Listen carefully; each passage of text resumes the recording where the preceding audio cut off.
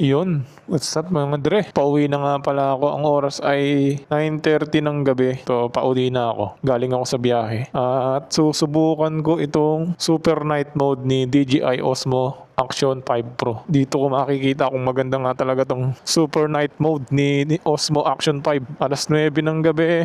Baka pasukan pa ako ng booking. Hindi mo na ako nagpatay. Baka sakaling may pumasok pa eh. Pero pauwi na ako. Nandito nga pala ako mga dre sa paseo. Dito sa may Greenwich. At ako ay pauwi na. Pero hindi pa ako nakapatay, naka-open pa rin yan. Baka kasi pasukan pa eh. Dito ko malalaman kung malinaw ba ang Super Night Mode ni Osmo Action 5. Dito na nga tayo dumaan sa gilid. Tumatagal eh. Tumal ng booking, 9:30 pa lang eh. Wala nang pumapasok. Wala pang 2,000 eh. Pauwi na. Uwi na lang ako. Pero hindi man ako nagpatay. Baka sakaling may pumasok pa. Bumiyahe ako ng 11. Ngayon ay 9:30 na. Naka 17 booking lang ako. 1-4. Tumal kanina mga dre. Ngayon ko malalaman kung malino to sa gabi. Super Night Mode. Ang nilagay kong settings 4K resolution. Tapos 25 lang yung FPS niya. Sa audio naman, negative 12 yung niya, gain. Tapos low yung noise reduction niya. Naka low. Okay kaya sa gabi? Malino kaya? Yuksan ko na yung mini driving light ko para kitang kita ang mga lubak. Dami kasing mga sirang kalsada dito eh. Wala na talagang pumasok ah. Let's go. Kamusta ba ang... Malino ba? Malino ba? Mamaya ko malalaman pa nag-edit na ako. Kung maganda ba yung 4K resolution sa gabi. Sabi kasi nila 1080p. Maganda sa gabi.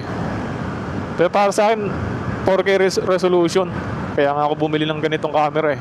Noise reduction ko ay low lang nilagay ko. Kaya medyo maingay to. Malamang sa hangin.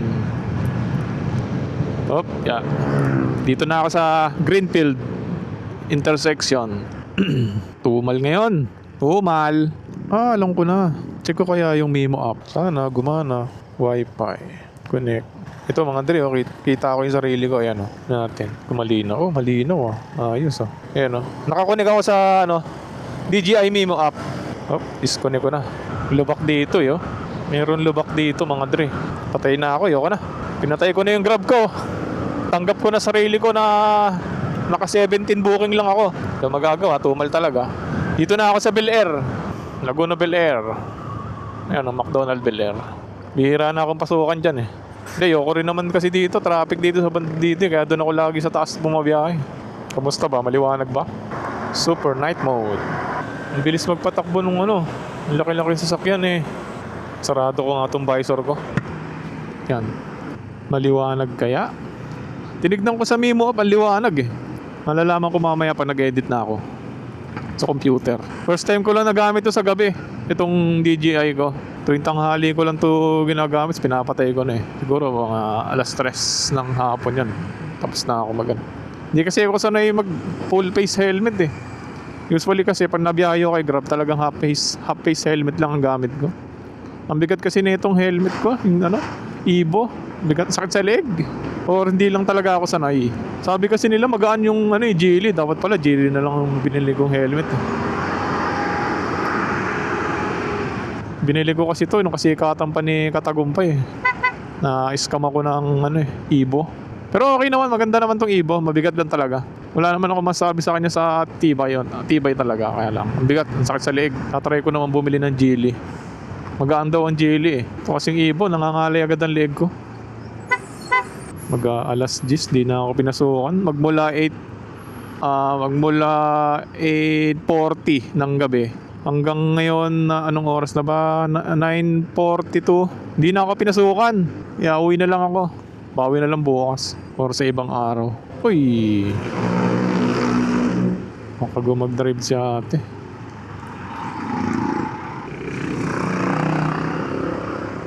First time ko tong magamit, tong Super Night Mode.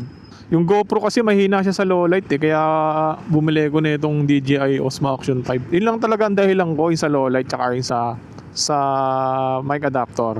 Mic adapter. DJI mic mini. May mic mini kasi ko. Although na kukunik ko naman siya sa GoPro, kaso iba pa rin talaga pagka DJI to DJI.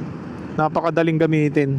Gagamit ka pa kasi ng receiver pagka GoPro gamit mo, kaya Insta360 tsaka mic adapter. Kailangan pa ng mic adapter.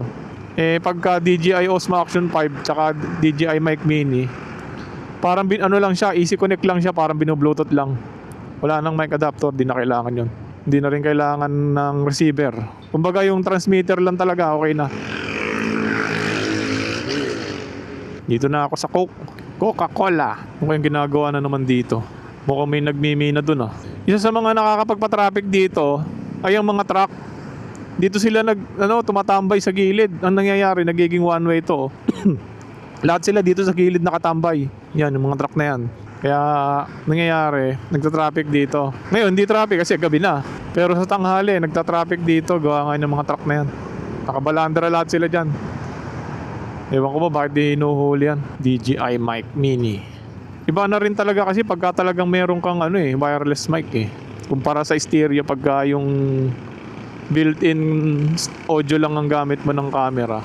Kumbaga parang naging na talaga yung wireless mic. Kailangan mo na talaga pa nagbablog ka. Dati kasi GoPro lang gamit ko. Ang pangit ng audio pagka nag-i-interview ka. Dalawa nga pala yung YouTube channel ko, mga Dre. Sa mga minivan, ang channel ko is Pops Pio. About sa mga minivan, mga gala, ganyan, interview. Dito naman sa Pio Moto TV, puro sa motor lang to, mga Dre. Motor, yan, Grab.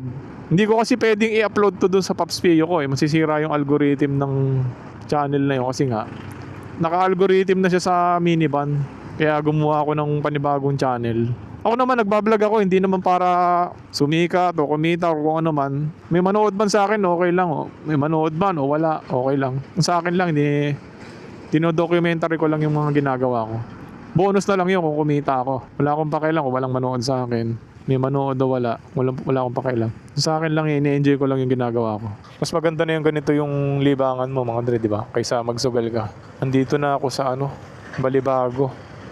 Pag diniretso mo yon, complex. Balibago complex na yung mga Dre. Liit ng kinita ako ngayon.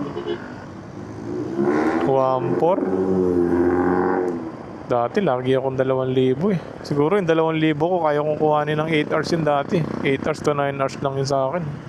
Ngayon wala na. Sa dami na rin kasi ng mga rider Bukod sa sobrang dami ng rider, yung volume ng customer hindi naman nadadagdagan.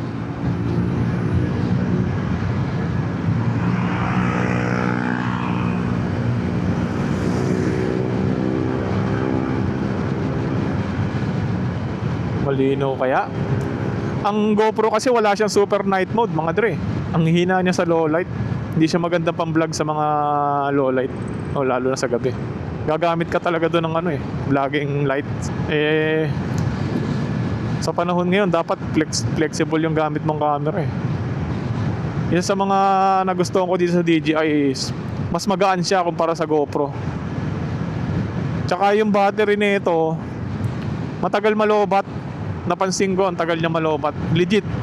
Yung GoPro, pagka naka 4K ka, wala pang isang oras, minsan nalolobat na Ito, kanina ko pa ito ginagamit, maghapon. Kanina kasi nag-vlog ako, kaninang tanghali. Hanggang ngayon, 40%. Ibig sabihin, talagang legit yung kine-claim ng DJI na kaya nang tumagal up to 4 hours.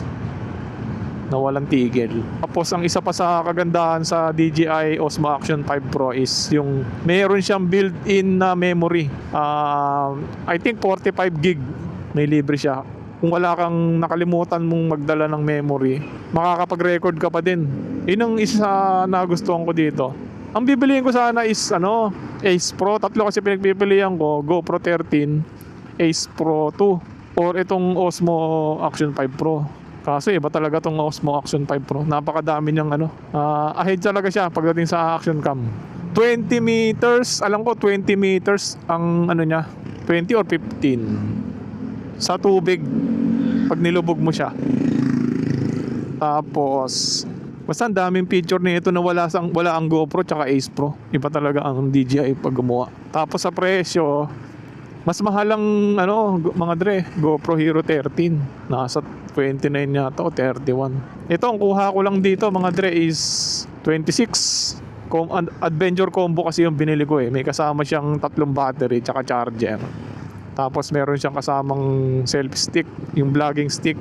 Tapos meron na rin siyang kasamang case, magnetic case, tsaka magnetic, yung basta yung mounting, magnetic mounting. Kaya sulit yung adventure combo. 26K. Dati kasi yung GoPro Hero 10 ko, nung bago pa yun, nabili ko yun 29,000. Ang kasama lang nun mga dre, isang pirasong battery lang. Walang kasamang ano yun, walang kasamang SD card. Case, wala din kasamang case. As in unit lang yun, tsaka battery, yun lang talaga 29,000. Dati pa yun mga dre, yung pandemic. GoPro Hero 10. Ngayon kasi Hero 13 na eh. Napapag-iwanan na si mga dre, si GoPro. Kaya na siyang talunin ng DJI tsaka Insta360 or yung mga Insta camera. Ang kalaban ngayon ni DJI pagdating sa camera, ito talagang si Insta na. Silang dalawa naglalaban. Si GoPro medyo napag-iiwanan siya pagdating sa technology. Si Ace Pro 2, Insta Ace Pro 2, ang ganda rin yun mga dre. May super night mode din yun. Tapos magaang din siya. Tapos yung camera niya na flip. Marami din siyang feature na kakaiba. Pero iba pa rin talaga ang DJI. DJI number 1. DJI baka naman. Andito na ako sa Makabling Road mga dre, sa highway. Pauwi na ako eh. Mamaya makikita ko to pag inedit ko na sa laptop kung maganda ba yung kanyang quality ng kung malinaw ba siya. Super night mode. Actually, alam ko may mga binabago pang settings sa super night mode, pero ang ginalaw ko lang talaga yung 4K resolution tsaka ginawa ko lang siyang 30 FPS. Ate, 24 yata na ilagay ko, 25. Basta ganun lang. Kasi sabi nila mas maganda mababa ang FPS pagka low light. Yun sabi nila mga dre